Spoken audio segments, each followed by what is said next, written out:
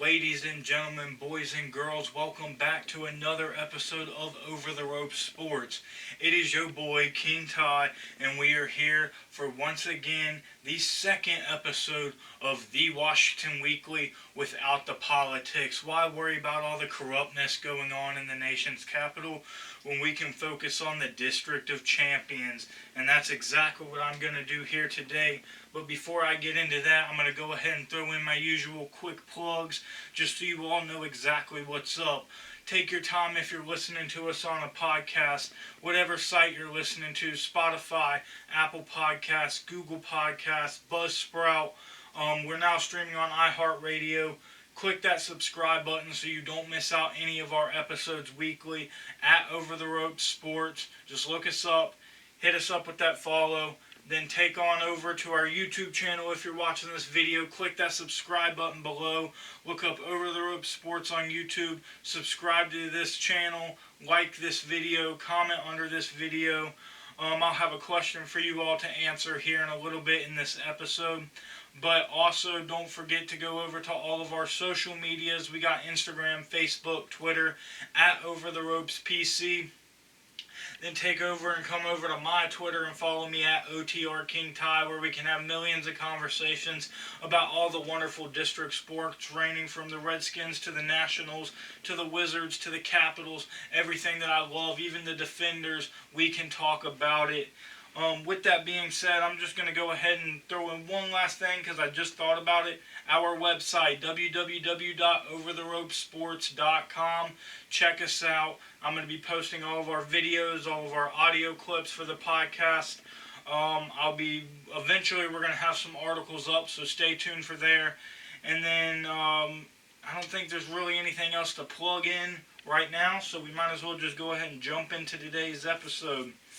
It's episode 2, and we got a few things to talk about, so I'm just going to start off with, repping the jersey here, repping the set. The Nationals, the Washington Nationals spring training started up this weekend.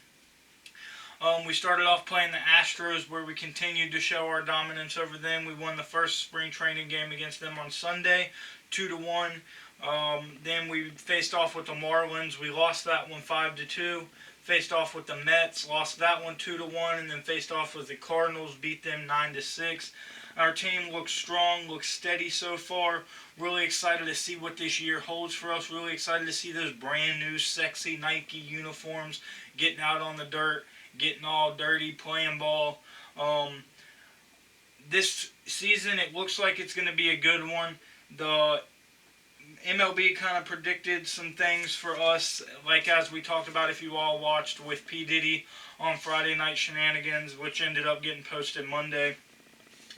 They predicted us going for the NL East. For some reason, the Mets were predicted to go in first place, 88 wins, 74 losses.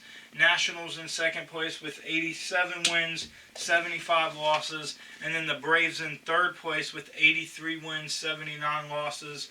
Don't really agree with that. Like I was talking with P. Diddy. If you haven't watched that episode, go check it out. All of us, Jack Sauce, the whole crew up in the studio. I think it'll be us on top personally with about 88, 89 wins. And then I say the Braves coming in second with about 87, 88 wins.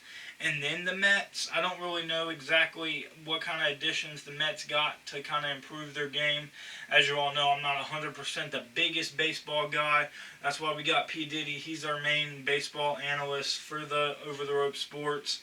But that's exactly kind of my thoughts of this whole season and how it's going to work out. I don't really see the Mets going number one. And that's pretty much all I got for baseball. Like I said, I love baseball, love the Nationals, but I'm not 100% into the game and exactly how it works. But I can talk about it, especially if we're on a good roll like we were last postseason. Definitely expecting us to possibly make a push, as I was talking in the last Washington Weekly episode. We got all of our additions. I think it'll be a good team for us. Next, I'm going to go ahead and talk about the Wizards. The good old Wizards. We'll talk about some basketball. The struggle, it's still there. We're still struggling. Haven't found a real rhythm yet. Can't really figure everything out.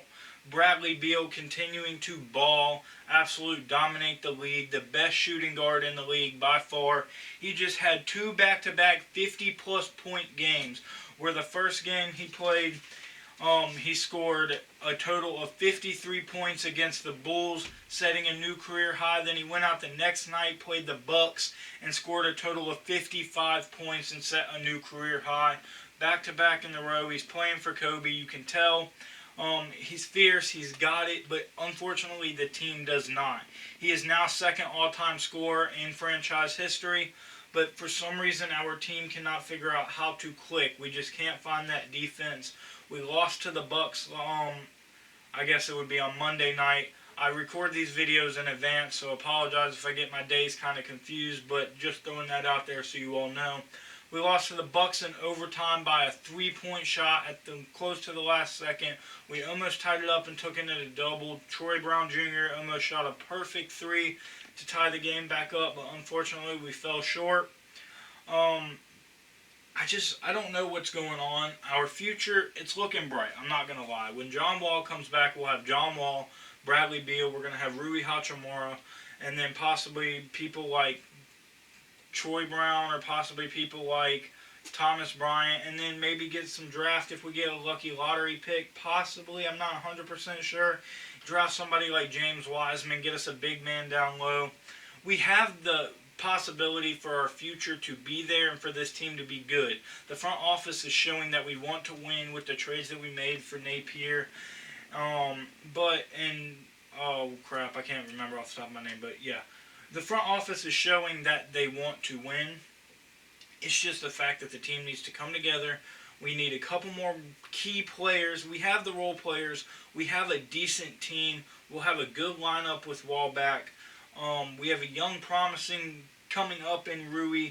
It's just, then you have Scott Brooks, which probably we need to get rid of. Go ahead and throw him in the can. Dump Scott Brooks. Get us a new coach, get us some high-quality leadership in our organization, and this team could easily be a playoff team, possible 6th, 7th seed in the East. With that being said, I'm really excited to see where we go in the future, what we do, because I think this team can really have the potential to make a push. We just got to put the pieces together in order to do so. Hopefully Beal doesn't get fed up and want out, but I'm not going to run any speculation with that because I still think it's going to be a possibility that he's going to come and play with John Wall next season. They're going to ball out. We're going to get those key players, and we're just going to see what happens. But as of right now, we got to figure something out, get a defensive game better, get an offense kind of rolling, get somebody control the offense more, and then just see where that takes us. Other than the Wizards, their little struggle still continuing. We play the Nets, which will be, if y'all are watching, it'll be tonight at 7 o'clock. And then we'll play the Jazz on Friday. And then the Warriors on Sunday, which is Steph Curry's return. That's now been released, so that'll be fun to watch. Like I said, not sure exactly how it's going to go, but I really hope that things kind of improve. I hope we start getting better as a whole unit and kind of get that leadership role somewhere. That's what we're lacking right now, I believe. But we'll see what we hold for the future. Hopefully it's something good. Moving on to the next thing, and that is the Washington Capitals. And Lord have mercy, it has been a rough patch. February is not our month, I can tell you that right now. We have 2 wins in the past 8 games, 1 against the Avalanche, and then 1 against, thank you Lord, the Penguins, the dirty, dirty Penguins. Sorry, Cross, baby, you didn't get the win against us. Break your stick in half, do whatever you got to do, cry your tears, wah, wah, wah, you a baby. Anyways, Ovi, we're rolling. The Capitals, like I said, we're in a rough patch right now. Finally, Ovi has hit his 700th goal. He did that against the Devils. which is a good thing. Kind of got that out of the way, pushed that mindset. Now we can get back on the path of winning, like I talked about last episode, where if we don't focus on that more than if we just focus on working our offense, in which we have started to do more, everything will come naturally. So I'm excited to see exactly where this team goes, and then especially at the trade deadline, which we made some great pickups. First, we got Brendan Dillon from the Sharks. We sent over a 2020 second round pick and then a 2021 pick. Great addition to the defensive minded of the game. Really excited to see how he's going to work out. I mean, we saw him against the Penguins. He already got in a scrap up. I think that's kind of the aggression we need on this team. We need people to start fighting, put up a fight, hit on defense, play the defensive game better, and then try to go score some points. Speaking of scoring points, we got Ilya Kovalchuk, if you all know, Ovi's bud, a Russian Olympic team player. We traded a 2020 third-round pick to the Montreal Canadiens in return for him. So now we get finally the long-awaited Ovi-Kovi connection. Really excited to see how this plays out. I think it's going to be great for us. And then the last trade that we kind of made before the deadline was we sent Christian DeJuice over to the Anaheim Ducks in return for Daniel Sprong, another young-minded, talented, feisty player that I think will be a good addition to this team when it comes to time to make a Stanley Cup run. And that's what I'm going to talk about right now. Do we still have it in us to get the Stanley Cup? We have taken back over first place in the Metropolitan Division. I think our team is starting to come back to realization. February is always a rough month for us. Get back on our horses, start rolling through the league again, doing what we got to do in preparation for when it comes playoff time. And then when it comes playoff time, I can smell a little something brewing up, but I'm not going to talk about that too much because I don't want to jinx anything, knock on wood. But if this team can come together as a whole, play defense like we have to, play offense, keep control of the puck, don't let turnovers, get the power play back in set, which I've seen some improvement in it, so it's making me excited to see that. This team could possibly go on another Stanley Cup run. Once again, knock on wood. We just got to rely on the leadership and our coach. Reardon, he's a good coach in a sense, but I just don't think he has the feist in him. He doesn't have the fierceness behind him to kind of fire us up like Barry did. But hopefully our team can kind of lead themselves in a way and make a push into the game as we know that we can do. Really excited to see how that happens. The rest of the season is going to play out. We got tonight, like I said, or actually, yeah, if y'all are, well, so it's currently, I'm recording this on a Tuesday. We played the Jets, and then on Thursday we'll play the Jets again. So hopefully those two games we can pick up some wins, start getting on the track of winning, go play the Wild, the Flyers, Rangers, and then we're back playing Pittsburgh at the beginning of March. So definitely something I'm excited about. Definitely something I'm ready to get into. Start getting some playoff hockey here soon. It's kind of getting me amped up. I'm ready to see what this team can do. I'm trying to get us back on our high horses. Let us play the game that I know that our team can play. So, with that being said, next I'm going to talk about the XFL for a little bit before I move into my main part of the show. The DC Defenders, we were undefeated, 2-0. We suffered our first loss. We traveled to LA to play the Wildcats, and they put a butt whooping on us, man. A whole butt whooping. We lost 39-9. We got blown out by the Wildcats, a team that didn't seem like they were too good. Josh Johnson took their offense and he led it like a prime Peyton Manning. Their defense clicked and our team was asleep. Cardell Jones suffers his first loss as a starting quarterback. He threw 4 interceptions. The offense had an off game. The defense was asleep. It just was overall an ugly game. Hopefully we can bounce that back. We play the Tampa Bay Vipers this Sunday at 7 p.m. So I'm excited to see what that does. Hopefully it's not another team we make look really good, knowing they're pretty bad. But we'll see. Tampa Bay, they took Houston to their limits last week, so it could be a possibility they do the same with us. We're just going to have to see how it plays out. Real excited for it. Of course, I'm pulling for my defenders, old DC boys. Bring that win up. Let's go back 3-1. Don't tie the record up. Keep it a winning record, and do our thing. And now that I'm on the topic of football, we might as well go ahead and talk about some National Football League. The Extreme Football League. Now we're going to move to the National Football League. The NFL, the Washington Redskins, free agency is brewing. The rumors are flying. Everything's in the air. And what are we going to do? I'm going to lay out what I think we should do in free agency. I said the last episode, that's what I'm going to talk about here coming soon. And I decided to do about today. So currently we have about $62 million in cap space. So I kind of laid out my top 5 free agent signings that I believe the Redskins need to focus on. It'll leave us with some little money extra over in case we wanted to go grab a receiver, which I'm not 100% worried about because this receiving class this year in the draft is perfectly fine. They're really good. I'm really excited to see them. We have a strong core of receivers already, so I'm not 100% worried about drafting a top name receiver, but more key players to bring our offense and defense together. So the first 3 I'm going to go ahead and start off with one of the most important positions in football, the offensive line, and the biggest name that's been brewing. He's on my cup and everything. My boy Trent Williams. Will you please come back? We need you. There's been reports he's met with Ron Rivera in person. There's been reports that he's not coming back. There's been reports that he is coming back. Here's what I say we do. Hand him $15-16 million a year. Sign him for a 4-year contract and bring him back, please. We need him. He's a vital part of this offense. Great leadership role. Perfect addition to the offensive line to protect Haskins and do what we got to do. Then you got Brandon Scherf. Offensive guard, another important leader, young leadership role in our offensive line.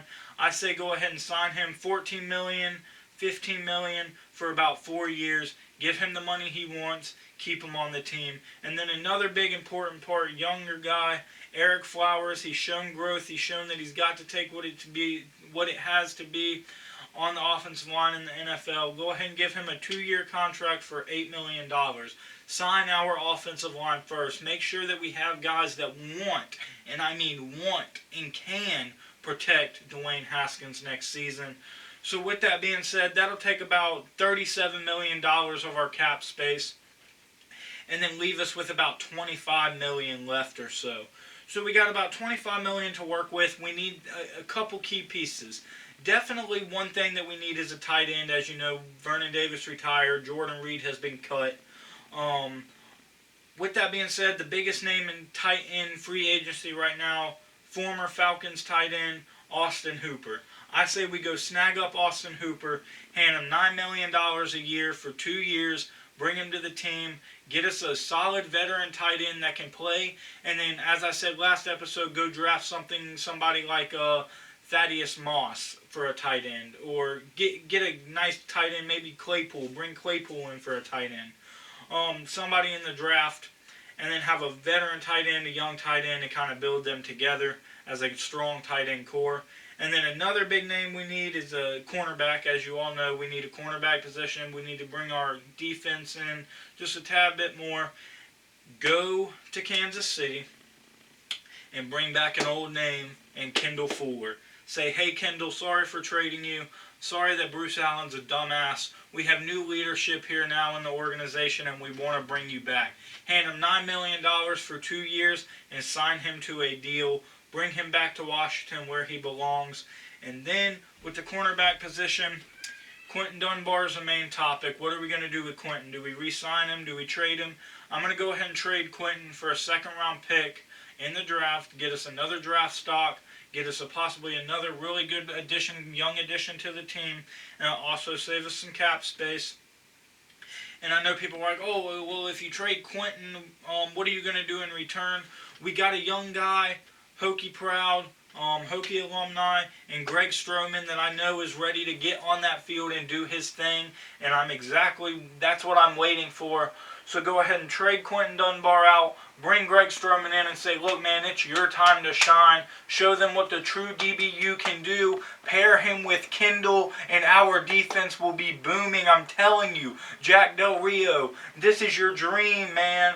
Our defense can be one of the nastiest defenses in the league if we can key up these positions, get everybody playing like they should be, and utilize on some younger talent, bring in some older names, sign some guys, do some work, put it in.